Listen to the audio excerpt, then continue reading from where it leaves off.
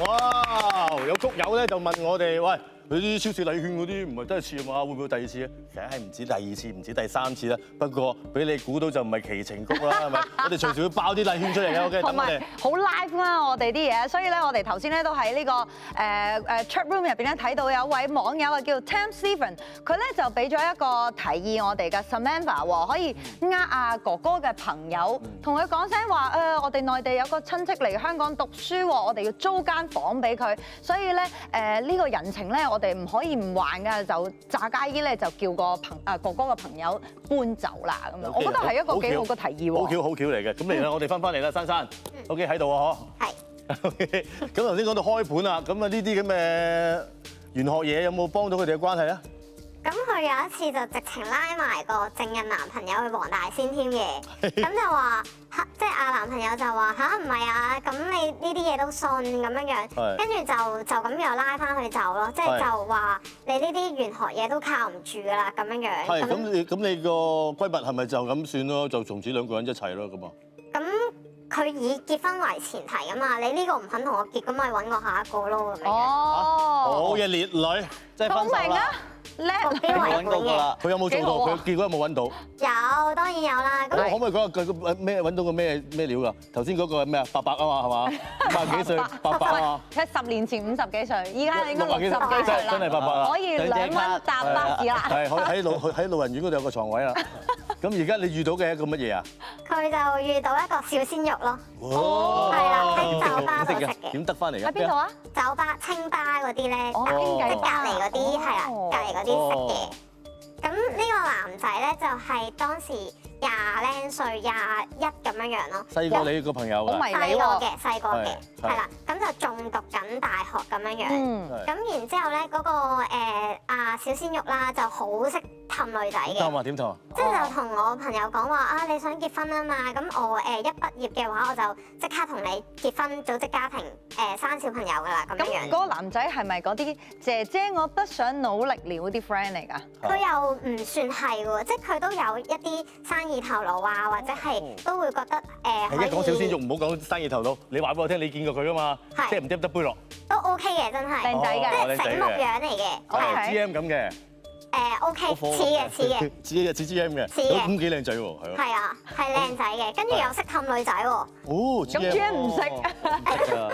係啦，咁就我朋友就Amy 就俾佢暈到，即係氹到神魂顛倒啦咁樣樣。咁但係咧，其實呢一個男仔啦，咁可能佢都係拍咗拖2年幾咁樣樣嘅。咁到去後尾咧，其實就一開頭啦，就好甜言蜜語，好冧得到我朋友咁樣，即係隨時會報到嘅，甚至乎係可能食飯嗰啲咧，佢都會影晒相去話俾佢聽喺邊度。咁跟住後尾咧，去到後期嘅時候咧，佢就有一次我個朋友就話我喺土瓜灣啊咁樣樣，咁就影咗張相啦，係有欄杆有馬路咁樣樣嘅相，就我朋友話喺土瓜灣。你點知佢呃你啊？係咯。明明我哋就即係知道嗰個位根本就唔係土瓜灣，係旺角，即係近係咯，總之近油麻地嗰啲方向嗰啲位嚟嘅。即係你大個廟街喺後邊，你而家話俾我聽土瓜灣海心公園點呃啊，大佬？廟街個牌坊就喺後邊喎。我每日都係，你仲夜繽紛緊添，影到。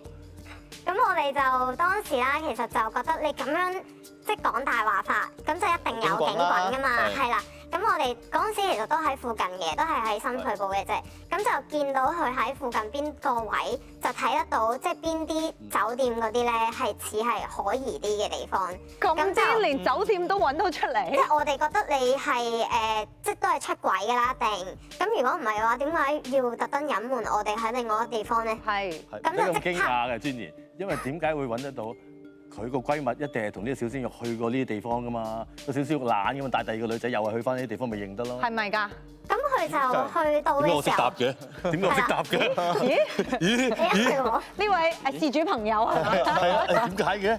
係咯，咁你哋有冇殺上去啊？殺上去啊嘛，你哋。喺樓下等咯。係。咁就因為嗰間時鐘酒店。成條街或者成個旺角咁多間，你點知嗰間？都話認得。都話去過啦。喺附近啊，因為。點解我識答嘅？點解我識答嘅？跟住咧。有冇佢落嚟撞唔撞到佢？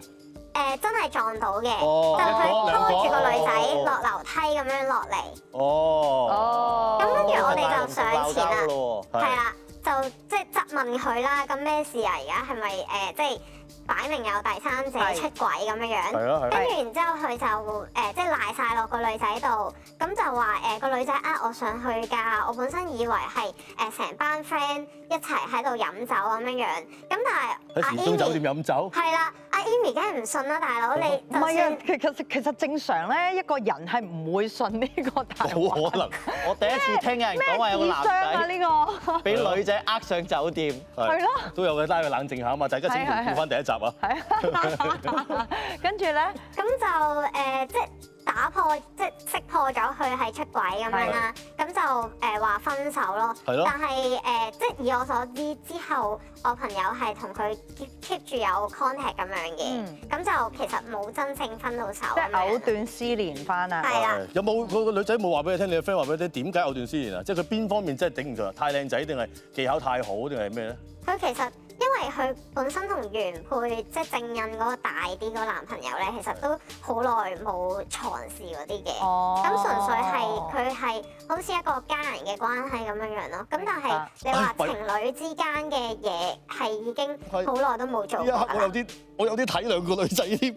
雖然佢去勾三搭四，但係一聽到呢句咁嘅人嘅需要，但有啲理解啊。雖然係錯係嘛？係，但係佢其實冇本錢去質疑人哋出軌喎，係因為佢先係出軌咗。一開始佢就係出係啦，軌審團我哋3位要提醒你哋要記住呢個女仔本身自己出軌先啊！係冇錯。你唔好因為咁而同情咗佢啊！OK，好，我哋可以繼續落去。係啦，冇錯。係啊，咁而家3個人啊，三角戀啊，咁你點樣提議佢或者佢點處理啊？咁我就覺得其實不如你同原本嗰個一刀切啦，即係同阿伯原本嗰個即係白係啦啦，係啦，大年紀啲嗰你一個。供上去老人院嗰度同佢講分手啦。咁因為你都係想結婚啫嘛，其實同呢個小鮮肉繼續發展落去咧，其實 OK 嘅。咁但係你哋即係中間嗰陣時咧未發生呢啲事情嘅，咁但係發生咗之後，咁佢就覺得其實同呢個小鮮肉咧都唔係好 OK 噶啦。咁但係同時咧，因為本身佢同阿正印係同居噶嘛，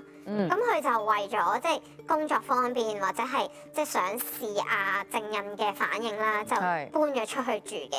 咁去到後期咧，其實嗰間屋咧就變成同小鮮肉嘅愛巢，或者即係一開頭有愛嘅時候就愛巢啦。咁但係冇愛嘅時候，冇晒嗰啲承諾啊，將來嘅時候就變成炮。呢單嘢我又真係唔幫翻你個 friend 喎。佢同個伯伯住緊同一間屋，而家真係彈個阿伯去老人院，剩低佢自己一間屋就同個小鮮肉溫泉喎。係啦，自己又呢下嘢又突然之間我又唔係幾幫佢喎。喂，其實你個 friend 係但係伯伯唔贏家嚟想結婚啊嘛，喎。冇辦法啊嘛。係啊，唔想結婚真係死罪，有得你去老人院，俾啲水又啡咁樣。哦，真係留意翻啊，火爺係講笑嘅，個伯伯唔係真係住緊老人唔院。係我係形容你唔好當真。係啊，咁跟住佢而家就喺度繼續溫泉啦，同個小鮮肉係咪？係啦，咁但係因為小鮮肉咧就仲未畢業啊嘛，係咁佢哋都一齊咗差唔多年齡嘅時候，我就有問佢話佢讀咗幾多年書啊？同佢講咗咁耐之後，個伯伯50幾都變60，佢仲未讀完書。個小鮮肉啊，小鮮肉一開頭係21歲啊嘛，佢而家差唔多23、4咁樣樣嘅，哦係啦，咁係就我問佢話吓，咁佢唔係就嚟畢業啦咩？咁跟住阿 Amy 就話未啊，佢話 defer 喎，因為想同啲朋友一齊畢業，跟住咁。你都知其實朋友識唔晒嘅喎，你一年識一個新嘅，咁你又想再同佢畢業參加畢業禮咁樣樣，其實好簡單啦，佢咁樣樣，講完都係一個意思，就係話俾你聽，我唔想結婚啦，啱唔啱啊？啱啊啱啊啱啊！或者唔想面對現實咯，其實。Oh no！